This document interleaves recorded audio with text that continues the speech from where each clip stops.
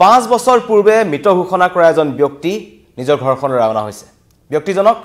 5 বছৰ পূৰ্বে কিন্তু পৰিয়ালৰ লোকে মৃত্যু হোৱাল বুলি তেওঁ ভাবিলে তেওঁৰ যে আদ্যশ্ৰাদ্ধ পাতিব লাগে সকলো তেওঁ পাতিলে আৰু তেওঁ নাই বুলি বিগত 5 বছৰে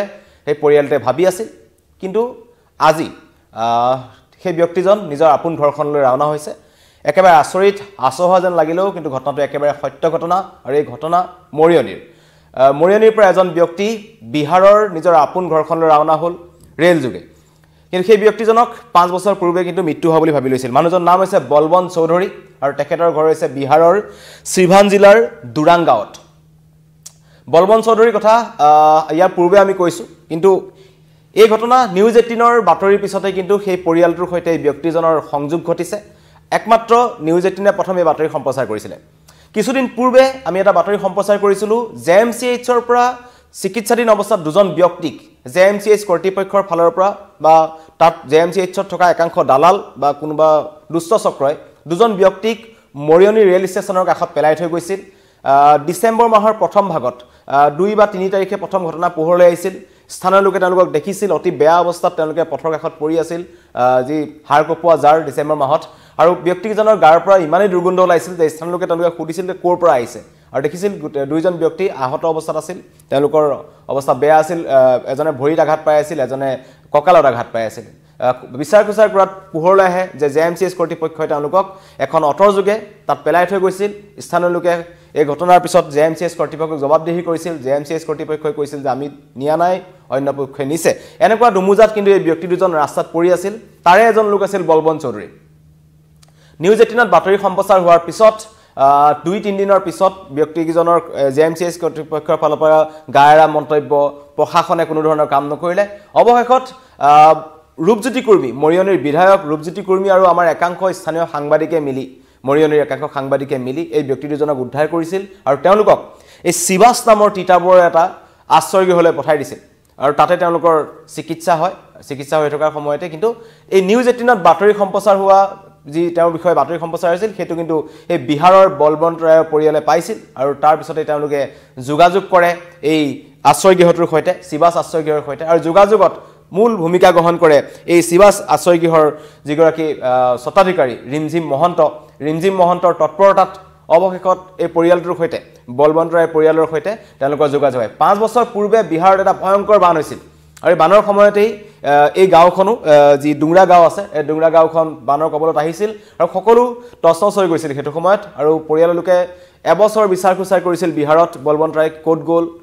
কি হল এনেকে ধৰণে খুদা বুচা কৰাত কিন্তু তেওঁ আঁতৰি আহিছিল তাৰ পৰা আহি ৰেল যোগে আহি অসমত উপস্থিত হৈছিল তেওঁ কিছু অসুস্থ ব্যক্তি তেখেতে কিছু কথা ক'ব নোৱাৰে ভালকৈ তেওঁ আহি পেলাই অসমত উপস্থিত হৈছিল আৰু কেনেবাকৈ গৈ তেওঁ আহত হৈ জেএমচিএইচত ভৰ্তি হৈছিল জেএমচিএইচৰ পৰা তেখেতে মৰিয়নি ৰাস্তাত পৰি আছিল আৰু নিউজ 18ত বাতৰি সম্প্ৰচাৰ হোৱাৰ পিছত ৰূপজ্যোতি কৰ্মীয়ে তেখেতক উদ্ধাৰ কৰিছিল আৰু সেই আশ্ৰয়গৃহটোৰ পিছতে তেওঁৰ সংযোগ ঘটে পৰিয়ালৰ লোকে আজি উপস্থিত হয় যোৰহাটত কালিৰ দিনটোত উপস্থিত হয় আৰু মৰিয়নিত উপস্থিত হৈ আশ্ৰয়গৃহটোৰ পৰা তেওঁক তালৈ লৈ যায় এটা খুব আবেগিক পৰিবেশ তেওঁলোকৰ মাজত পৰিয়ালটোৰ মাজত কাৰণ যিজন ব্যক্তিক তেওঁলোকে ইতিমধ্যে মৃত বুলি ভাবি লৈছিল সেই ব্যক্তিজন 5 বছৰ পিছত উদ্ধাৰ হ'ল আৰু পৰিয়ালৰ লোকৰ সৈতে সংযোগ কৰিছে তেওঁ ঘৰলৈ গৈ আছে আৰু হয়তো আজি বা কালিৰ ভিতৰত তেখেতে আপোন ঘৰখন পাব গতিকেলৈ এটা খুব ভাল বাৰ্তা আৰু যেহেতু ব্যক্তিজনক পুনৰ হেৰুৱা ব্যক্তিজনক পুনৰ ঘূৰাই পাইছে পৰিয়ালৰ লোকে কি কয় এই সন্দৰ্ভত আৰু কেনেদৰে সংযোগ ঘটিল এই সন্দৰ্ভত এই যি শিৱাসৰ আশ্ৰয়গৃহৰ স্বত্বাধিকাৰী আছে তেওঁ কি কয় আমি আপোনালোকক এবাৰ শুনা বিচাৰিছো गांव में बाढ़ आया था 5 साल पहले तो उसमें इधर उधर आदमी हो गया था कितना लोग दह गया मर गया हम लोग भी सोचे कि शायद चाचा हमारे उसी में बाढ़ में दह हो गए हैं फिर हमारे उसी में बाढ़ में दह हो गए हैं बहुत अच्छा लग रहा है बहुत खुशी हो रहा है मुझे कि आज मेरे चाचा जी मिल गए हैं कैसे पता चला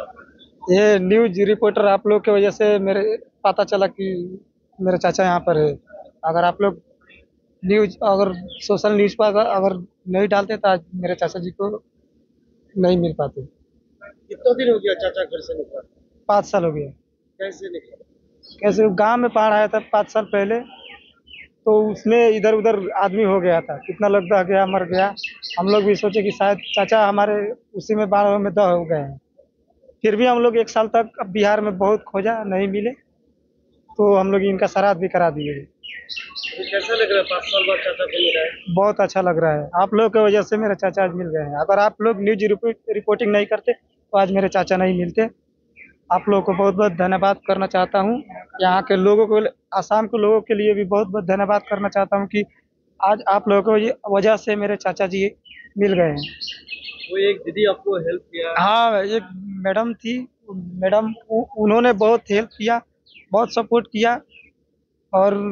उन्हीं के वजह से मैं कॉन्टेक्ट द्वारा मैं यहाँ पर आया। बहुत ভাল লাগিছে যেহেতু আপোনালোকৰ প্ৰচেষ্টাত আৰু আমাৰ মৰিয়নি সমষ্টিৰ বিধায়ক আমি সকলোৰে তৎপৰতাত এনেকৈ যে বিহাৰৰ পৰা এজন মানে তেওঁলোকৰ আত্মীয়ক আনি সমজাব পাৰিছোঁ তাৰ কাৰণে বহুত বহুত ভাল লাগিছে আৰু আমাৰ অসমবাসী তথা আমি যোৰহাটবাসী হৈ আমি গৌৰৱান্বিত হৈছোঁ। যেহেতু আগতে এটা বাতৰি সম্প্ৰচাৰ কৰিছিলে আপোনালোকে যিহেতু যোৱা 8 ডিচেম্বৰ তাৰিখে মোক তেখেতক গতাইছিলে আমাৰ অনুষ্ঠানত আৰু মই যিমান দূৰ পাৰোঁ মই 9 তাৰিখে গৈ তেখেতৰ লগত কথা পাতি তেখেতৰ পৰিয়ালৰ আত্মীয়ক উলিওৱাৰ বাবে বহুত চেষ্টা কৰিছিলোঁ আৰু এই চেষ্টাত আজি সফল হৈছোঁ। সঁচাকৈ ভাল লাগিছে। তেখেতলোকৰ মোৰ আৰু এটা ভাল লাগিছে যিহেতু তেখেত 5 বছৰ দিনৰ আগতে তেখেত মৃত্যু হ'ল বুলি শ্ৰাদ্ধ কৰা হৈছিলে বুলি আমাক জনাইছে আৰু আজি পৰিয়ালৰ লোকৰ লগত আমি গতাব পাৰিছোঁ। সেইটো কাৰণে বহুত ধন্যবাদ জ্ঞাপন কৰিছোঁ সকলোকে আৰু আমি যেহেতু আমাৰ যাৱতীয় ব্যৱস্থা আছে তেখেতলোকক আমি যাৱতীয় ব্যৱস্থা কৰি পেলাই এতিয়া অৱধ আছাম এক্সপ্ৰেছত আমি ইয়াত পঠিয়াবৰ বাবে ব্যৱস্থা গ্ৰহণ কৰিছোঁ। अच्छा तो लग रहा है। भाई भतीजा लो, भाई बड़े घर पे भतीजा ये लो भाई हो। दोबारा मिलेंगे या ना मिलेंगे कुछ सोचा था? मिल गए हैं तो आप लोग भैया बहन पहुँचा दिए लो नहीं कन खाए हम नहीं खाए जो हालत में आप खियाई थे, लगा। क्या लग रहा था दोबारा मिल पाएंगे? क्या सोच रहे थे क्या? हाँ आप लोग मिल गए पहुँचा दिए भाई तो आप लोग से सच बोल किसको शुक्रिया देना चाहेंगे? आप बड़े भैया हमारा मिल गए तो आपसे क्या कहे जो हम कभी अपना घर पे ना काम किया और तारा यहाँ काम कोई नहीं यूपी में तो बोलो मार मार के काम करवाइले बा। गेहूँ का काम भैंस गाय 6 गो गोबर तगारी उठा के देते बिहार मकई चलन 10 बीघा गेहूँ 20 बीघा माने पर 10 बीघा के पलो चाय एगो बापू हमरा के पिया दे।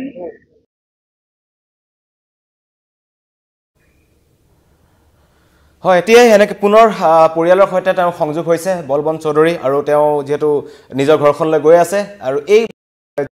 যি ঘটনা সংগত হ'ল বা যেনেদৰে তেখেতৰ পৰিয়ালৰ সৈতে সংযোগ ঘটিল তাক লৈ যি স্থানীয় সাংবাদিকসকল আছে